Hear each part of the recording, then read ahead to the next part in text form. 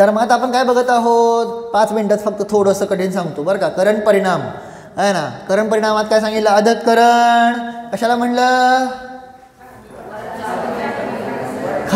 वरच्या समयवर्ती जीवाचे परिणाम खालच्या समयवर्ती जीवांच्याशी काय होत आहेत, मॅच होतात, म्हणून त्याला म्हणलं अधः, खाली अधःकरण, मॅच करते. कळलं का नाही. चौथ्या समयातला 42 आहे का नाही, इथं पण पहिल्या समयात पण 42 होत आहेत आहे ना. असं होत आहे, त्याचं नाव अधःकरण. पण असं मॅच पुढं अपूर्वकरणमध्ये करत नाही, कारण प्रत्येक वेळेस नवीन नवीनच काय होत आहेत, परिणाम होतात आहे ना. कळतंय का नाही. अपूर्व अपूर्व अपूर्व होत आहे हां. परंतु इथं प्रत्येक समयामध्ये बंच आहे परिणामांचा आहे ना. तसा बंच अनिवृत्तीकरणामध्ये नाही. तिथं पहिल्या समयात फिक्स एकच परिणाम होणार, दुसऱ्या समयामध्ये फिक्स तोच परिणाम. कळलं. हे आपलं पक्क झालं. आता पक्क झालं का. हां. आता अपूर्वकरण म्हणजे गुणस्थान कुठलं आहे, 8वं. अनिवृत्तीकरण म्हणजे गुणस्थान कुठलं आहे, 9वं. मग अधःकरण म्हणजे गुणस्थान कुठलं, सातिशय अप्रमत्त, 7वं. अप्रमत्त विरोध लिहिलाय का नाही. त्याचे 2 भेद केले होते का नव्हते. कुठले 2 भेद, आता पुसलं इथलं, स्वस्थान आणि सातिशय 2 भेद केले का नव्हते. हां. मग त्या 2 भेदापैकी सांगितलं होतं स्वस्थान कशाला म्हणलं होतं, जे 6वा 7वा करत राहणार त्यांना म्हणलं होतं स्वस्थान, आणि जे पुढं श्रेणी चढणार आहेत पण चढले नाहीत असे 7वे गुणस्थानवरतीला काय म्हणलं होतं. हां. मग त्या सातिशय अप्रमत्त गुणस्थान जो आहे ना तिथं, म्हणजे आत्ता 7व्यात आहे 8व्यात जाणार आहे, असा तो सातिशय अप्रमत्ताच्या ठिकाणी अधःकरण परिणाम होता. कळलं. कळलं का नाही. हां. लक्षात आलं. आता थोडंसं समजून घ्या. झालं का लिहून, मला पुढे हां परत सांगू. सातिशय अप्रमत्त जीवाला अधःकरण परिणाम होतात. झालं. पुढे जाऊ का. आता इकडे बघा, वर बघा. हां. तर मग आता तिथं सांगितलं काय आहे की तिथं आपण सांगितलं होतं अधःकरण, अपूर्वकरण, अनिवृत्तीकरण, बरोबर.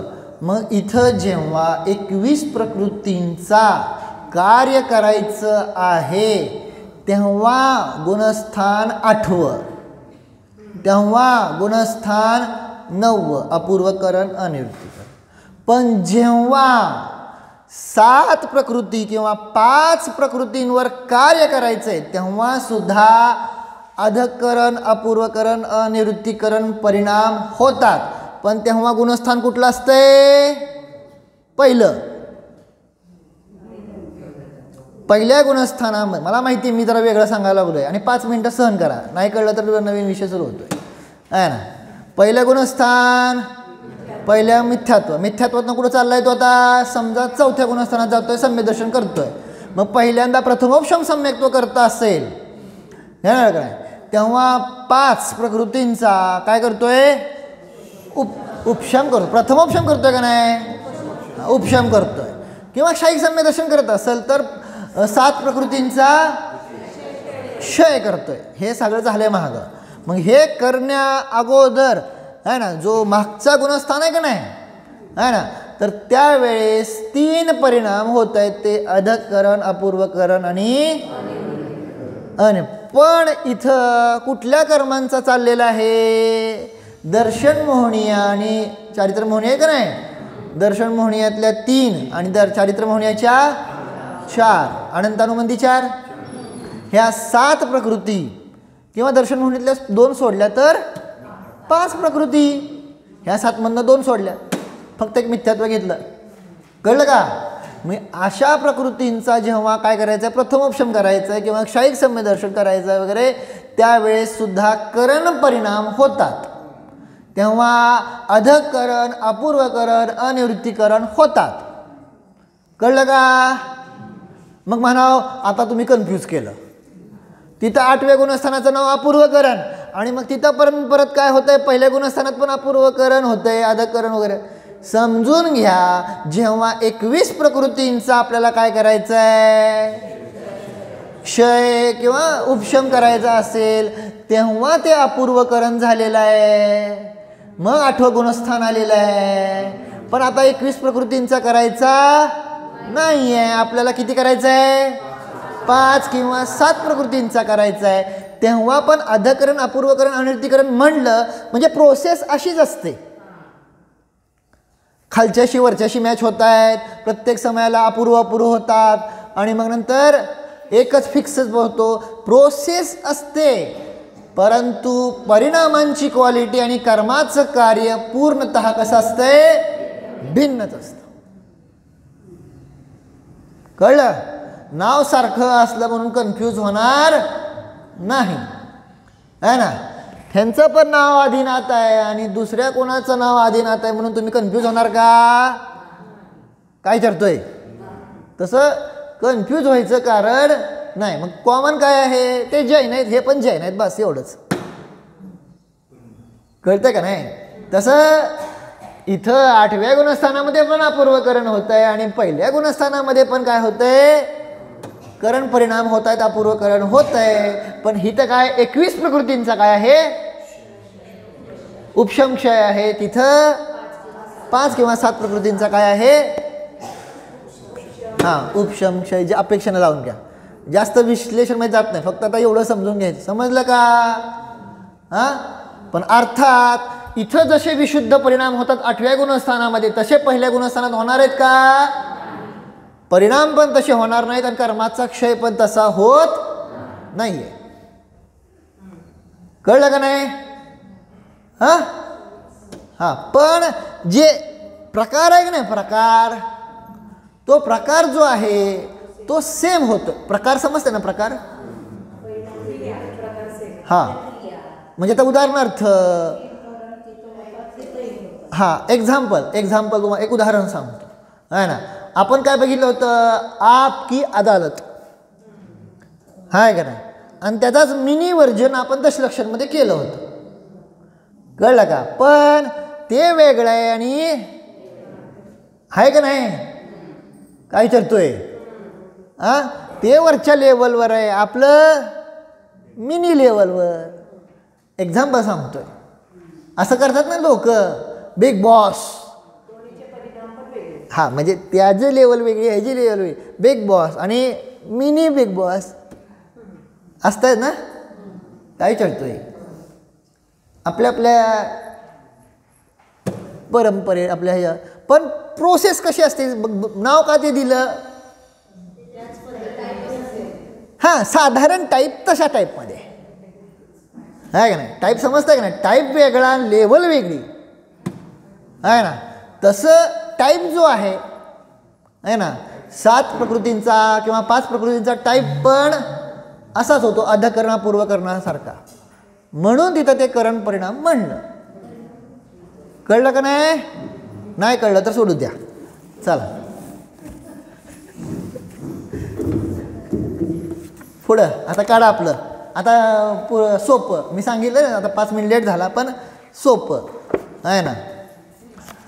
कुठं कुठं गुणस्थान झाले होते, गुणस्थानाची नावं वाचा बरं सगळे.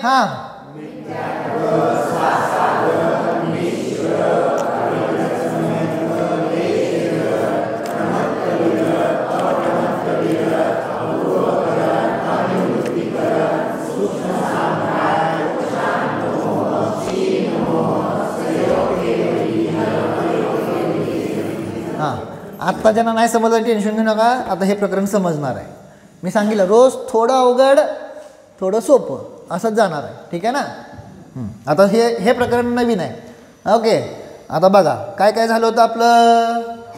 काय झालं होतं, कुठली गुणस्थानं सदैव आहेत हे आम्ही बघितलेलं आहे. पान नंबर 36 आहे, पुस्तक असेल तुमच्याकडं. 36-38 बघा तुमचं, तुम्ही आता पुढं मागं. काय पाहिलं होतं आपण 14 गुणस्थानामध्ये? कुठली कुठली गुणस्थानं काय आहेत? हां, कुठली कुठली गुणस्थानं कायम आहेत, आहे ना? हे आपण बघितलं होतं इथं, बरोबर. आणि इथं काय बघितलं होतं? मोक्षाला जाण्यासाठी कुठली कुठली गुणस्थानं कंपल्सरी आहेत हे बघितलं होतं ना काल. आता परत परत नाही सांगत. काय सोपं आहे, मला नाही वाटत काय परत का सांगायचं आहे. परत कळलं होतं का नाही होतं काल? पुरुषांना विचारतोय. हां, ऋषभ भाया कळलं होतं का नव्हतं? नाही का? परत सांगतो. बरं आता लक्ष द्या. काय सोपं आहे, मोक्षाला जाण्यासाठी कुठली कुठली गुणस्थानं लागतात, आहे ना? पहिलं गुणस्थान तर असतंय का नाही, ते तर इनबिल्टच आहे. कळलं? प्रत्येक जीवामध्ये आहे. दुसरं, तिसरं, चौथं, पाचवं कंपल्सरी नाही, ऑप्शनल आहे. म्हणजे तुम्ही तसे परिणाम केले तर जाचाल, नाही केले तर जावं असं काही नियम नाही. परंतु पहिल्यातनं डायरेक्ट तो कुठं जाणार? मुनी बनणार, 7व्यात जाणार, परत 6व्यात जाणार, असं 6वं 7वं करणार. परत त्यानंतर तो श्रेणी चढून 8वं 9वं 10वं. कळलं का नाही? ही क्षपक श्रेणी चढणार मोक्षाला जाण्यासाठी. त्याच भावात मोक्षाला जायचं आहे ना. हां, 11वं गुणस्थान कशाचं आहे? उपशम श्रेणीचं आहे, क्षपक श्रेणीचं नाही. त्यामुळे 11वं कंपल्सरी नाही. 10व्यानंतर कुठे जाणार? डायरेक्ट तो 12, 13 आणि 14 हे मोक्षाला जाण्यासाठी ही कंपल्सरी गुणस्थानं. एवढं कळलं का नाही? 13व्यात अरिहंत परमात्मा, है ना? इथं आपण मूर्ती ठेवली आहे का नाही, है ना? कुठल्या गुणस्थानवरती मूर्ती ठेवलेली आहे? 13व्या. म्हणून आपण म्हणतो जिन मंदिर है समवशरणसा, है ना? मंदिर समोशरणासारखं आहे असं म्हणतो का नाही? मंदिराला समोशरणाची उपमा का देतो, है ना? कारण ते 13व्या गुणस्थानवरती भगवान आहेत. कळलं का नाही? है ना? साधारण रूपकात्मक. कळलं का नाही? आणि मग बाकीची सगळी रचना सांगितलेली आहेच. ठीक आहे. तर मग अशा प्रकारे काय सांगितलेलं आहे? हे 13 झालं काही तर मोक्षाला जाण्यासाठी. कळलं का नाही? हां, आता कुठली कुठली गुणस्थानातले जीव सदैव आहेत तिन्ही लोकामध्ये. तिन्ही लोकामध्ये सदैव आहेत ते सांगितलं. पहिल्या गुणस्थानवरती ऑलवेज अवेलेबल आहेत, सांगायची गरज नाही. दुसऱ्या गुणस्थानवरती असतील असा काही नियम नाही, सदैव म्हणजे कंटिन्युअसली, है ना? कारण दुसऱ्या गुणस्थानाचा काळ किती आहे? बघितलं होतं का नाही? सम्यक्त्वातनं पडला आणि मिथ्यात्वात जाईपर्यंतचा, म्हणजे किती छोटासा काळ आहे, है ना? तर खूप छोटासा काळ. त्यामुळं तिसऱ्या गुणस्थानाचा पण काळ किती आहे? अंतर्मुहूर्तच आहे, म्हणजे खूप छोटा आहे. त्यामुळे तिसरे गुणस्थान पण वाले सगळे जीव सदैव असतील असा नियम नाही.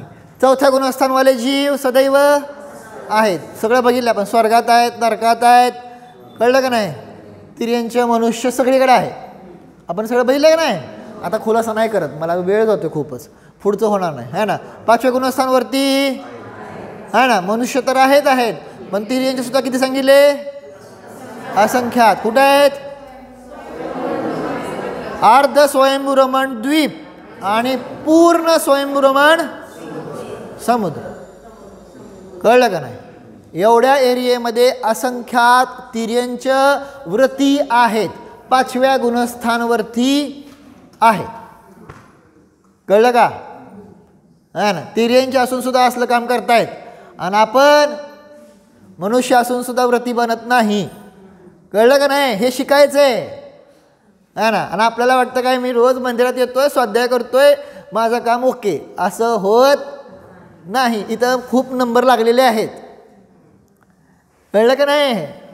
हां, पुढं 5वं गुणस्थान झालं, नंतर 6वं 7वं गुणस्थान कोण सुरू होतं? इथं फक्त कंपल्सरी मनुष्यच.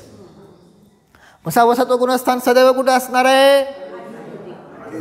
अडीच द्वीपामध्ये. विदेश क्षेत्र म्हणायचं नाही, सांगितले काल कारण सगळं.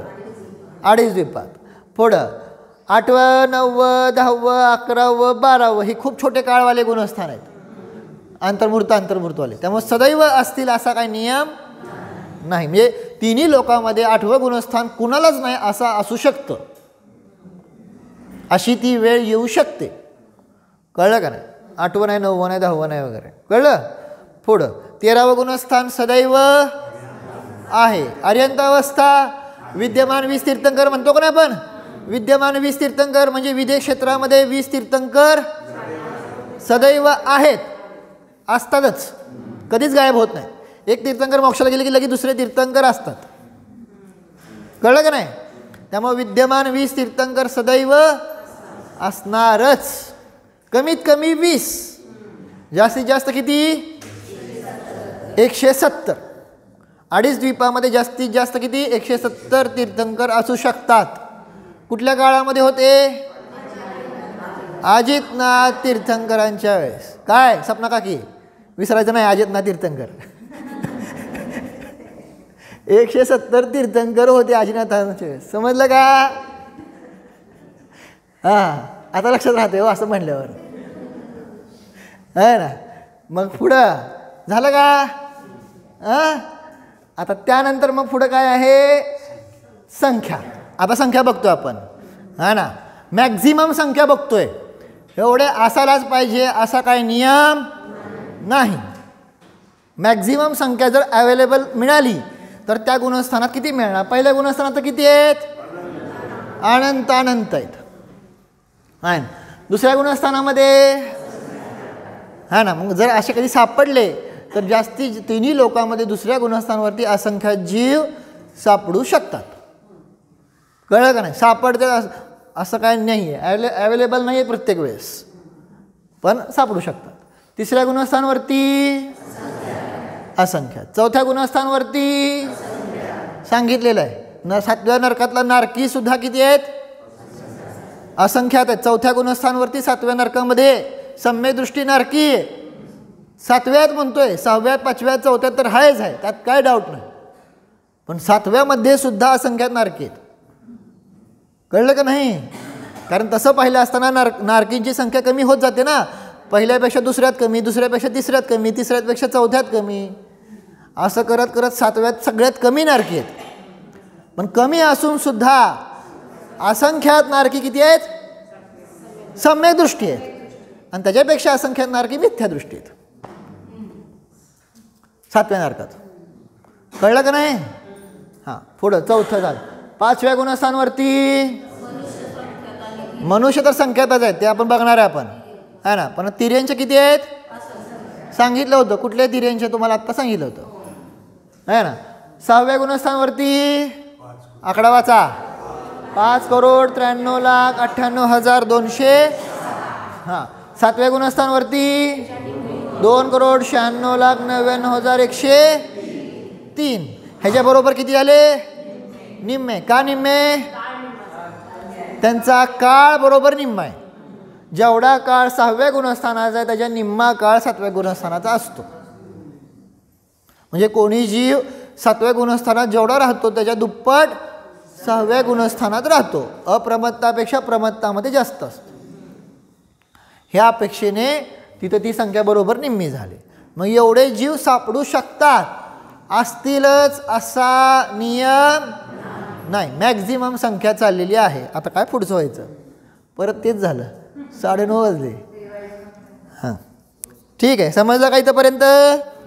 हां, ठीक आहे. मग आता अशा प्रकारे तिथं ते सांगितलं, थोडंसं घेतो, आहे ना. आता त्यानंतर काय आहे बघा? 8वं 9वं 10वं 11वं आहे का नाही. उपशम श्रेणी आणि शपक श्रेणी 2 प्रकार आहेत. उपशम श्रेणीतले किती जीव आहेत?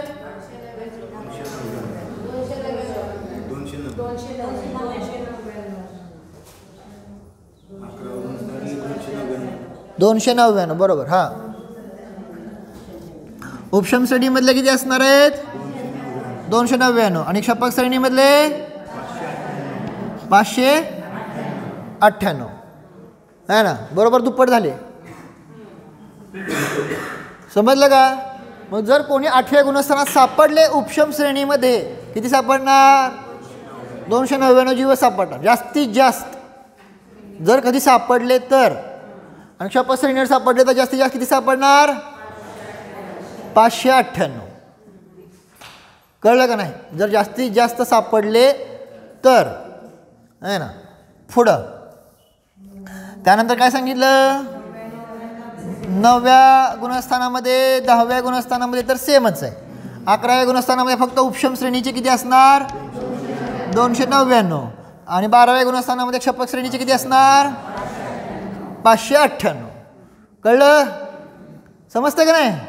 ते गुणस्थान म्हणून सांगितलं होतं की उपशम श्रेणीचे कुठले, क्षपक श्रेणीचे कुठले, लक्षात ठेवा. मग एवढे जीव जास्तीत जास्त सापडणार.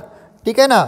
आणि त्यानंतर मग पुढं 14व्या गुणस्थानामध्ये पण माहिती आहे मग 14व्या गुणस्थानात 598 आहे ना, बरोबर तेवढे सापडणार मॅक्झिमम. कळलं का?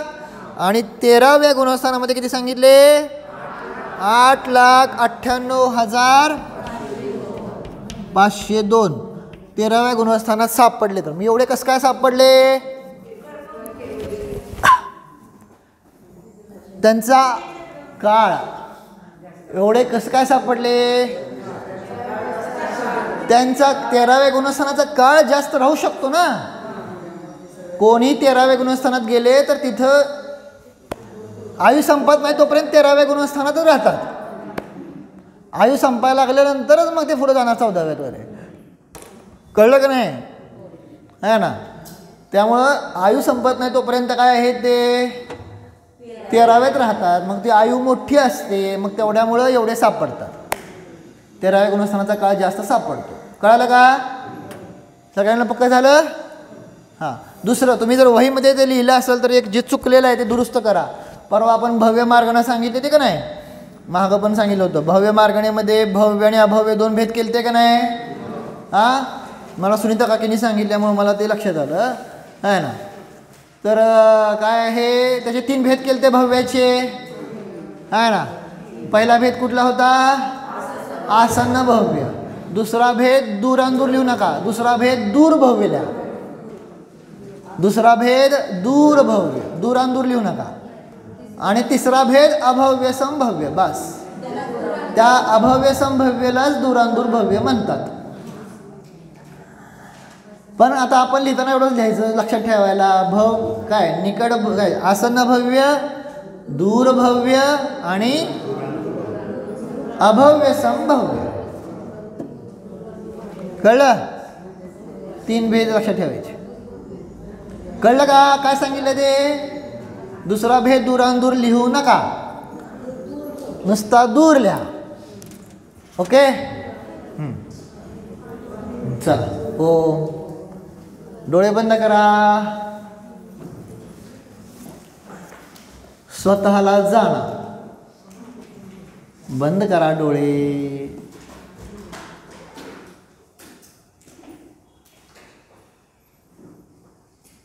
आपण आसन्न भव्य आहात. स्वतःला जाणा. मी हा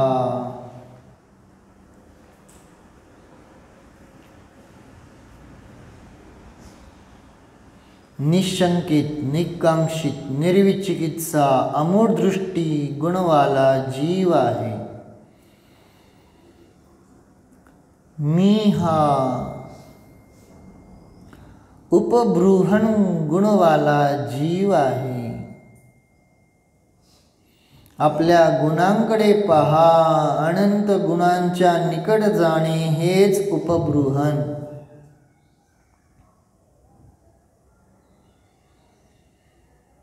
मी हा राग द्वेषाने रहित आहे असे पाहणे हेच उपगुहन.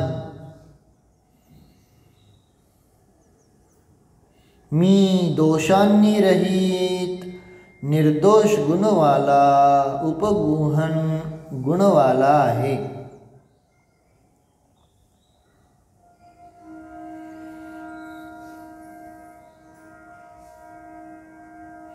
माझा माझ्यामध्येच वास आहे. हाच वात्सल्य आहे. मी स्वतःमध्येच स्थिर आहे. मी आत्मा स्थितीकरण गुणवाला जीव आहे. माझ्यावर अन्य पुद्गलाचा कसलाच प्रभाव पडत नाही. मी तर ज्ञान प्रभावाने युक्त आहे. हीच प्रभावना अनुभव घ्या. मी आत्मा उपगुहन वात्सल्य स्थितीकरण प्रभावना गुणधारी आहे.